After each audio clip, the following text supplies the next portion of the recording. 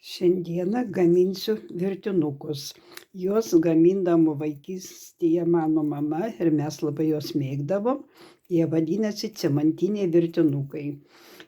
Dabar gaminsim įdarą. Sutarkuosim bulvę, įspausim sultis, o tą mažą bulvę išvirsim ir ją sugrūsim, padarysim košę. Tada pakepėsiu ant labai mažo kiekio aliejaus svogūną smulkiai supjausčius. Tad sudėsiu į tą įdarą truputėlį druskas, suminkysiu ir paruošiu įdarą virtienėm. Štai įdaras jau paruoštas. Dabar gaminsiu tešlą. 1 kiaušinis, truputį druskas reikės.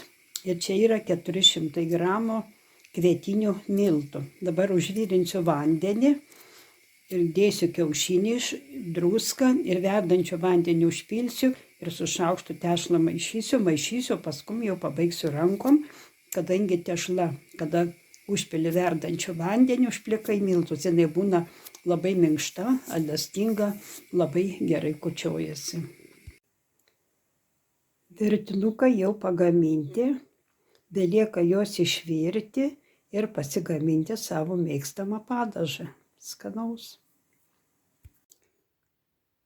Virtinukus galima ne tik virti, bet galima juos gaminti ir garuose.